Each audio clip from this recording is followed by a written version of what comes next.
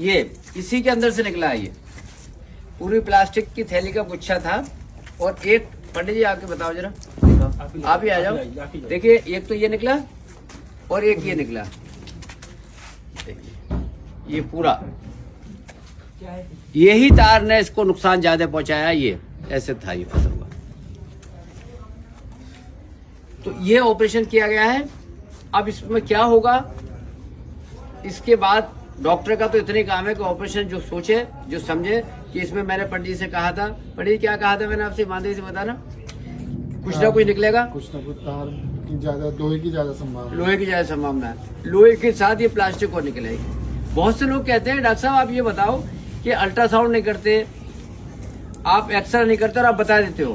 तो x ray ultrasound करने की तब जरूरत पड़ेगी जब इनकी बहुत सारी फैसिलिटी हो, सारे लक्षणों के आधार पर क्लिनिकल लक्षण दिखाई देते हैं और हम देखते बता देते हैं इसमें लोहा निकलेगा, देखते बता देते हैं इसमें पॉलीथीन निकलेगा, देखते बता, क्योंकि इतने सारे एक्सपेरिमेंट कर लिए, दसों हजार ऑपरेशन मैंने अब तक कर दिए, ब्रोनोटॉमी तमाम ऑपरेशन, सुबह शाम तक 2-4 ऑपरेशन हम लोग करते रहते हैं। हमें तो रात में भी ऑपरेशन ही दिखाई देता है। तो ये पूरी थैली निकली।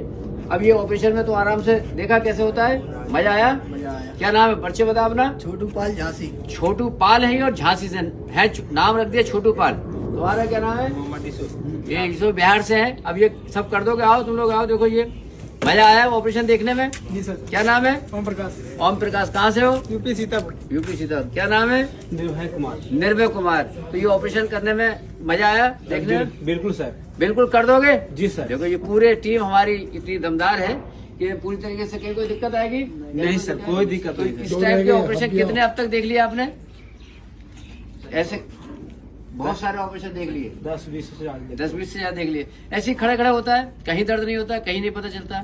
तो जो लोग भी इसको चाहते हैं, इस ऑपरेशन को देखना लाइव डेमोन्स्ट्रेशन करता हूं मैं, पूरा दिखाता हूं, बताता हूं, ताकि पशुपालक के पशु ठीक हो जाए। तो ये जुगलर वैन थी, इसमें ये थी, इसके लक्षण ये आए थे, जिसने लोहे ने इसको नुकसान पहुंचाया था, साथ में ये था। देखते हैं 4-5 दिन बाद क्या होता है। पंडित जी बहुत, मैं हमेशा एक बात कहता हूँ, सर्जरी में अगर दर्द हो गया तो आप अच्छे सर्जन नहीं है। सर्जरी में अगर खून निकल गया, ब्लड निकल गया तो आप अच्छे सर्जन नहीं है।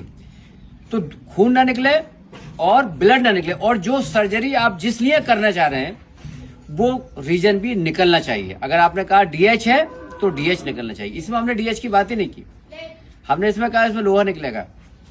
अगर ये लोहा आगे चला जाता तो डीएच हो जाता। अब डीएच क्यों नहीं बताया हमने? इसका गोबर नॉर्मल था, अगर इतने लक्षणों के साथ इसका गोबर काला होता तो डीएच हो जाता।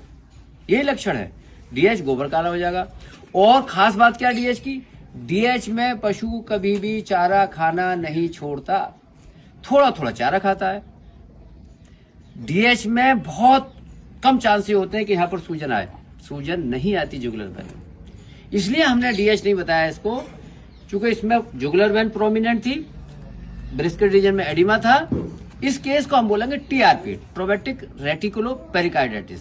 मतलब ये छेद तो इसने किया लेकिन ये हार्ट तक पहुंची, ऊपर की मसल्स तक।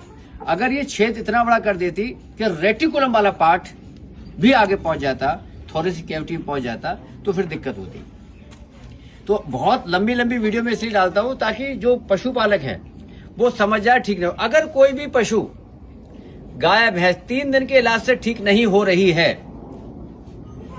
तो आप ये समझ लें कि कहीं ना कहीं कोई ना कोई बड़ी बात है, कोई ना कोई इसकी चीज पेट में निकलेगी। मेरे गुरु का मानना यह है कि 7 दिन के बाद तुरंत लेप्रोटॉमी कीजिए, पेट चीर के देखिए। मैंने ये भी पंडित जी को बताया था कि ऑपरेशन करके ये भी पता लगाया जाता है, जैसे सिटी स्कैन करके किया जाता है, डायग्नोसिस का पता लगता है कि बीमारी क्या है।